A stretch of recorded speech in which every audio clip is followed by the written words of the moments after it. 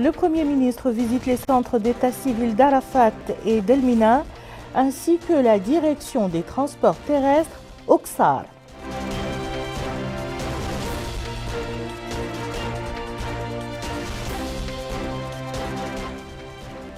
Plénière à l'Assemblée nationale consacrée aux réponses de certains membres du gouvernement aux questions orales posées par des députés.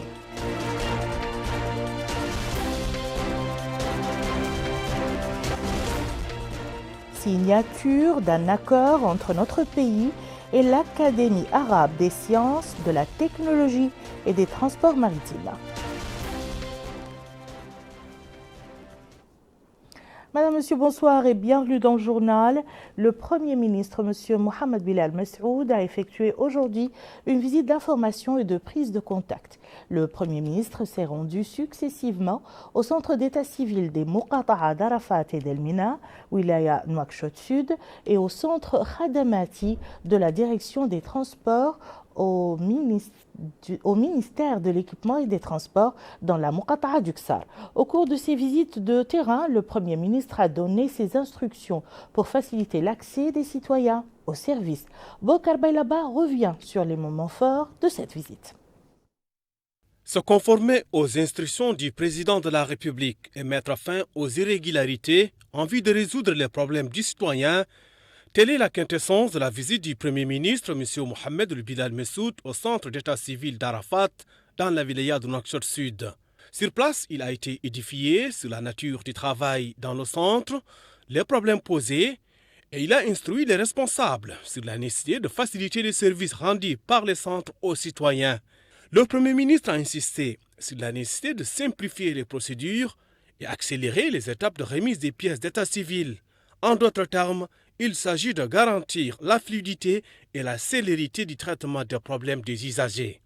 Deuxième étape de cette visite, le centre d'état civil de la Muqata'a d'Elmina. Là aussi, le Premier ministre s'est informé du fonctionnement de la structure à travers des explications présentées par les responsables du centre sur les efforts déployés en vue de servir les populations dans de bonnes conditions et de leur remettre les documents qu'elles souhaitent dans les plus brefs délais possibles. Le Premier ministre a également rencontré un certain nombre de citoyens s'inquiétant de leurs problèmes, soulignant que les instructions du président de la République sont claires et explicites pour répondre à tous les besoins nécessaires des citoyens et travaillant à supprimer tous les obstacles. Et puis le Premier ministre a présidé une réunion dans les locaux de l'administration centrale d'état civil, implantée dans la Muqata'a de l'Iksar, afin d'exhorter les responsables à améliorer les services offerts aux citoyens sur la base de la transparence et la célérité, résoudre les problèmes auxquels ils font face et dissiper les dysfonctionnements. À l'issue de la visite, le Premier ministre, M. Mohamed Bilal Mesroud, a déclaré que l'objectif de la visite était de s'informer sur le terrain de la mise en œuvre des instructions du président de la République, M. Mohamed Cheikh El-Ghazouani, en matière de rapprochement des services aux citoyens. Il a déclaré qu'il fallait travailler pour accélérer toutes les procédures fournies aux citoyens, appelant les responsables des centres à faciliter les services pour le citoyen, car c'est le but et la fin. Il a souligné la nécessité d'accélérer et faciliter les procédures prévues en donnant la priorité aux personnes ayant des besoins spéciaux et aux personnes âgées. Le Premier ministre a exhorté les responsables des centres à tirer parti de la technologie et le numérique afin d'accélérer la fourniture de services aux citoyens. Dans le même temps, il a appelé les citoyens à être responsables et respecter le service public, soulignant que l'administration a été créée pour les citoyens et qu'ils doivent lui accorder leur confiance. Il a souligné que tous les problèmes soulevés lors des différentes étapes de cette visite seront surmontés dans un proche avenir. Par ailleurs, le Premier ministre, M. Mohamed Bilal Mesroud, a visité la Direction générale des transports terrestres. Sur place, il a été édifié par les responsables sur les différentes prestations offertes et il a suivi des explications sur les voies et moyens suivis dans le traitement des doléances des citoyens. Le Premier ministre a exhorté les responsables à faire preuve de dynamisme dans le travail pour mieux servir le citoyen, insistant sur l'intérêt de l'esprit du travail d'équipe. En somme, ces visites sont de nature à impulser un dynamisme au service public pour se rapprocher des citoyens, les écouter, connaître leurs problèmes, les résoudre en temps important sur la base de la transparence, la célérité et l'efficacité. Je vous le disais en titre, la vice-présidente de l'Assemblée, Madame Zainabou Ment Aoubek, a présidé 4 séances plénières au cours desquelles certains membres du gouvernement répondaient à des questions orales des députés. Ces questions orales portent sur le sort des centrales syndicales, l'état des routes en cours de construction, notamment celles reliant Mourja à Abdelbagrou, l'électrification urbaine et rurale, le statut des femmes dans la société mauritanienne et leur place dans les politiques gouvernementales. Synthèse avec Abdoul Adamaba. Cette plénière tenue sous la présidence de la vice-présidente de l'Assemblée nationale, Zainabou Ment Aoubek, a été consacrée à la réponse à la question orale émanant du député Khalil Oulded, adressée au ministre de l'Action sociale, de l'Enfance et de la Famille, Safiya Ment Taha. Cette question concerne la situation de la femme dans la société mauritanienne et sa place dans la politique gouvernementale. Madame la ministre a affirmé que cette question orale constitue une opportunité d'évoquer la question de la femme et les perspectives du secteur de l'action sociale pour l'évolution des femmes du pays. Elle a souligné que des mesures ont été prises permettant l'élaboration de programmes pour l'essor économique de la femme mauritanienne et faciliter le règlement des conflits à l'échelle familiale. Elle a aussi mis en avant la mise en place de l'Observatoire national des droits des femmes et des filles. Elle a en fait précisé qu'une vision claire a été dégagée par le département qui repose sur le programme du président de la République. Toujours à l'hémicycle, le ministre du Pétrole, des Mines et de l'Énergie, Abdessalam Ould Mohamed Saleh, a aussi répondu à une question orale se rapportant aux mesures prises par le gouvernement pour électrifier les villes et coins reculés du pays. Cette interpellation émane du parlementaire Deïdah Taleb Elia. Le ministre du Pétrole, des Mines et de l'Énergie a indiqué que le président de la République a pris l'engagement de renforcer la fourniture de l'électricité dans le pays. Il a en outre souligné que certains facteurs ont été à l'origine des déséquilibres dans le cadre de l'investissement dans le domaine de l'électricité. Il s'agit de la malgouvernance, de la mauvaise gestion et le manque de ressources humaines. Il a en fait déclaré que l'objectif de la Somolec est de faire parvenir l'électricité sur toute l'étendue du territoire national. Cette plénière a aussi été dédiée à la réponse à la question orale du parlementaire Vadil Ould Sidati, adressée au ministre de l'Équipement et des Transports Mokhtar Ould Ahmed Dali. Cette interpellation concerne l'état des lieux des routes en cours de construction et le retard noté pour la construction de la route Amourj Abdelbagrou. Le ministre a affirmé que les démarches techniques concernant le lancement du projet de construction de la route Amourj Abdelbagrou sont déjà achevées et que les documents liés à ce projet vont être signés les semaines à venir. Il a en outre mis en avant la volonté du gouvernement de construire des infrastructures routières sur toute l'étendue du territoire national. Le ministre de la fonction publique et du travail, Mohamed Ould Abdallah Ousmane, a pour sa part aussi été interpellé par le biais d'une question orale de la parlementaire Kadiata Malik Diallo. La question est relative au statut des centrales syndicales. Elle a spécifiquement interpellé le ministre de la fonction publique et du travail sur les élections de représentativité des syndicats. Le ministre de la fonction publique et du travail a indiqué que la représentation des organisations syndicales, en particulier des travailleurs, constitue un défi du secteur, se dit-il au vu de son importance. Page coopération dans ce journal avec cette convention signée par le ministre de la Justice, le ministre par intérim des Affaires étrangères et de la coopération et des Mauritaniens de l'extérieur, accompagné de son homologue de l'équipement et des transports au siège de l'Académie diplomatique. La convention porte sur la création d'un siège pour l'Académie arabe des sciences, de la technologie et des transports maritimes dans notre pays. Le point avec Mohamed El-Khattab. C'est une revue qui a pour vocation globale de se concerter sur la coopération bilatérale entre la Mauritanie et l'UNICEF visant à contribuer à renforcer la résilience et d'améliorer davantage ce qui a jusque-là été accompli. L'occasion pour le secrétaire général du ministère des Affaires économiques et de la promotion des secteurs productifs, M. Mohamed Mustafa Idoumou El Abdi Ould Jayed, de préciser que cette revue entre le gouvernement et l'UNICEF constitue une opportunité importante de concertation autour de cette coopération bilatérale, ajoutant que cette revue sera faite en 3 séances. La première concerne la préparation d'un bilan de réalisations accomplies dans le cadre de la coopération achevée. La deuxième vise à aboutir à une vision stratégique dans le cadre de la coopération à venir.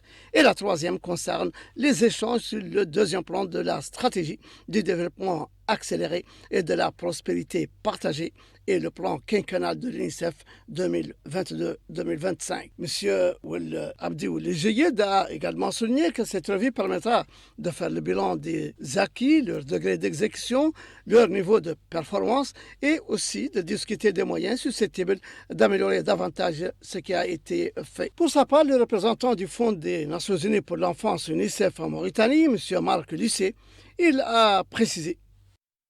On va dire que cette revue organisée par le ministère des Affaires économiques et de la promotion des secteurs publics, dont je remercie bien sûr tout le travail dans la coordination, dans la facilitation, dans l'appui aussi aux différents partenariats. Donc cette revue est un point important, est un temps important pendant lequel nous allons prendre le temps de nous pencher sur ce que nous avons réalisé, que nous avons pu réaliser ensemble, au regard bien sûr des objectifs que nous nous étions fixés, voir bien sûr ce qui a fonctionné, voir ce qui a moins bien fonctionné, voir comment tout cela s'est arrimé avec les politiques nationales pour l'enfance, voir comment cela s'est arrimé avec l'effort de décentralisation et de déconcentration du gouvernement mauritanien. Il est à noter que le programme de coopération que mènent la Mauritanie et l'UNICEF pour l'enfance vise à contribuer à renforcer la résilience et aborder les éléments émergents du programme, dont la question de la jeunesse, l'impact sur les communautés, le changement climatique, entre autres. Dans la wilaya de l'Adrar, le ministre de l'Agriculture a visité l'oasis pilote de Yaqreb et le barrage de Ségalil dans la commune de Ain el-Taya. Compte rendu de cette visite avec Bokar Baylaba. L'oasis pilote de Yaqreb en Adrar comprend plus de 6500 palmiers sur une superficie de 50 hectares. Elle dispose de réservoirs d'eau d'une capacité de 100 mètres cubes alimentés par 9 puits artésiens avec un système d'irrigation goutte à goutte. C'est cette oasis qui a fait l'objet de la visite du ministre de l'Agriculture, Adama Bokar Soko, et c'était en compagnie du wali de l'Adrar, Jack Abdurrazak. Sur place, il a été édifié sur les tenants et les aboutissants de cette oasis, dont la mise en œuvre s'inscrit dans le cadre du programme de développement des oasis. Seconde étape, le barrage d'Oued Ségalil dans la commune de Hel Ain Taya. Les eaux retenues par le bassin de cette oued devront atteindre 11 millions de mètres cubes et devront en conséquence jouer un rôle important dans l'alimentation des nappes phréatiques d'une zone longue de 125 km, dont 25 km en amont et 100 km en aval du barrage. Mohamed Abdallahi est le directeur du réaménagement rural, explique que cet ouvrage joue un rôle important dans le développement de la zone, car il permettra aux populations locales de s'adonner à l'agriculture et aux activités pastorales, rappelant que le barrage a été réalisé selon les règles de l'art. Au terme de cette série de visites, le ministre de l'Agriculture, Adama Bokar Soko, a rencontré les habitants, écoutant leurs problèmes et indiquant que les services compétents apporteront des solutions dans les plus brefs délais. Au cours du traditionnel point de presse organisé hier par le porte-parole du gouvernement, le ministre de l'Éducation nationale et de la réforme du système éducatif, M. Mohamed Mel'aini Nouleyi, et son homologue de la santé, Mokhtar Ould ont commenté les résultats du Conseil des ministres qui s'est tenu plus tôt dans la matinée. Le point avec Abdellah Damaba. Le ministre de l'Éducation nationale et de la réforme du système éducatif, porte-parole du gouvernement, Mohamed Mel'aini Nouleyi, a, au cours de cette conférence de presse animée à la suite de la réunion hebdomadaire du Conseil des ministres, évoqué le projet de décret portant création, organisation et fonctionnement d'un établissement public à caractère administratif dénommé la Caisse nationale de solidarité en santé. Il a affirmé que l'objectif de ce projet de décret est la prise en charge progressive de tous les citoyens ne disposant pas d'une assurance maladie, soit près de 70% de la population précisant que le nombre de personnes assurées actuellement ne dépasse pas 30%, dont 15% à l'aide de contribution des bénéficiaires. Interrogé sur les délestages récurrents, le porte-parole du gouvernement a indiqué que de grands projets sont en cours. Une fois achevés, des améliorations graduelles vont être notées. Il a aussi souligné que toutes les moukhata du pays vont être équipées de générateurs performants qui contribueront à mettre un terme à ces délestages. Le ministre de l'Éducation nationale et la réforme du système éducatif a par ailleurs répondu à une autre question se rapportant à la suspension de la concertation. Il a ainsi indiqué qu'il s'agit d'une volonté d'avoir un consensus large vu que les parties concernées voulaient des concertations inclusives. Souligne-t-il, il a été décidé de suspendre les travaux momentanément afin de garantir la participation des acteurs concernés. Enfin, Mohamed Melani Wouleye a indiqué concernant le dossier des délits de la dernière décennie qu'il est entre les mains de la justice. Au moment opportun, le travail nécessaire sera exécuté par les structures compétentes. Le ministre de la Santé, Mokhtar Ould Dahi, a pour sa part apporté quelques éclairages à propos du projet de décret portant création, organisation et fonctionnement d'un établissement public à caractère administratif dénommé la Caisse nationale de solidarité en santé INSAF. Il a à ce titre déclaré que l'assurance maladie constitue un des engagements du chef de l'État dans le cadre des ODD. Des mesures nécessaires ont été prises dans ce cadre afin que 620 000 individus soient assurés, sécurisant ainsi 100 000 familles démunies. Il a enfin indiqué dans le cadre de ce mécanisme que l'assuré va s'acquitter d'une partie de la cotisation dont le montant sera déterminé ultérieurement, tandis que l'essentiel des frais s'y rapportant seront pris en charge par l'État. Le ministère des Affaires économiques et de la promotion des secteurs productifs a organisé aujourd'hui à Nouakchott une réunion sur la revue du programme de coopération Mauritanie-UNICEF 2018-2022. Cette revue entre dans le cadre du... Cette revue entre le gouvernement mauritanien et l'UNICEF constitue une opportunité importante de concertation autour de la coopération entre les deux parties. Le point avec Mohamed El-Khattab. C'est une signature d'une convention d'établissement d'une branche de l'Académie arabe des sciences et de la technologie des transports maritimes dans notre pays, qui a été signée côté mauritanien par l'ambassadeur de Mauritanie en République arabe d'Égypte, représentant permanent auprès de la Ligue des États arabes, son Excellence Sidi Mohamed Abdallahi, et côté Académie arabe des sciences et de la technologie des transports maritimes, son président Ismail Abdelkahar Ismail Farah. L'occasion pour ce dernier de préciser que cet accord vise à établir un siège permanent en Mauritanie, sachant que l'Académie arabe est un haut lieu créé d'il y a 50 ans, spécialisé dans les sciences des transports maritimes, de la pêche et autres services d'ingénierie, d'intelligence industrielle et de sciences modernes. C'est, a-t-il dit, une université moderne au service des fils de la Mauritanie. Au cours de la cérémonie de signature de cet accord, le président de l'Académie arabe des sciences de la technologie et des transports maritimes a décerné au ministre de la Justice, ministre des Affaires étrangères, de la coopération et des Mauritaniens de l'extérieur, M. Mohamed Mahmoud ou le Cheikh Abdallahi ou le bouclier de l'Académie en signe d'amitié. C'était donc la page coopération dans ce journal avec la signature, comme vous venez de voir, de la convention par le ministre de la Justice, le ministre par intérim des Affaires étrangères et de la coopération et des Mauritaniens de l'extérieur, accompagné de son homologue de l'équipement et des transports au siège de l'Académie diplomatique. Cette convention porte sur la création, comme vient Khattab de vous le dire, sur la création d'un siège pour l'Académie arabe des sciences, de la technologie et des transports maritimes dans notre pays.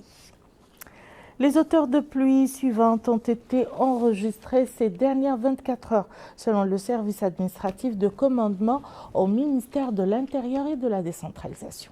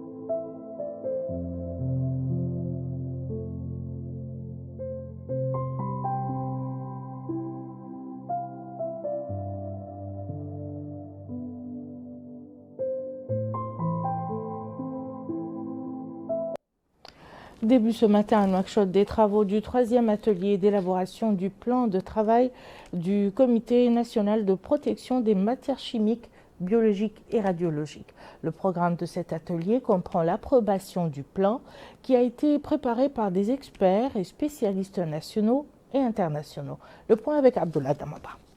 Ce 3e atelier compte élaborer et valider le plan national d'atténuation des risques chimiques, biologiques, radiologiques, nucléaires et explosifs.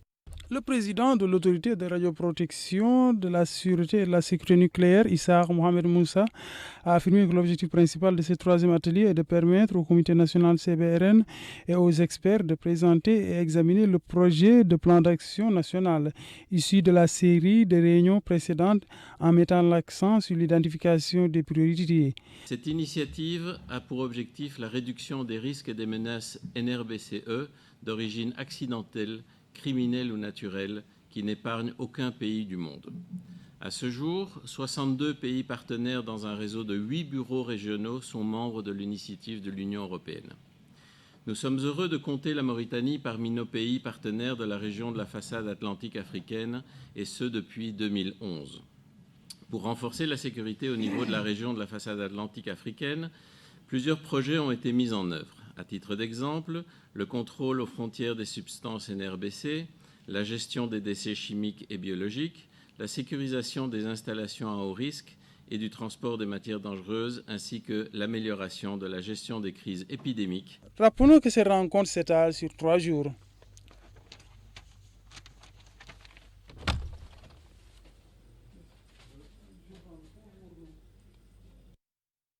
Fin du journal, tout de suite le rappel des titres. Le Premier ministre visite les centres d'état civil d'Arafat et d'Elmina, ainsi que la direction des transports terrestres au Ksar.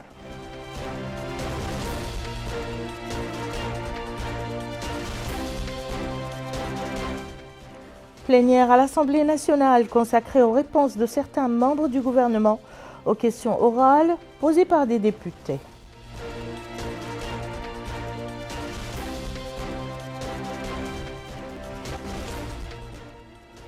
Signature d'un accord entre notre pays et l'Académie arabe des sciences de la technologie et des transports maritimes.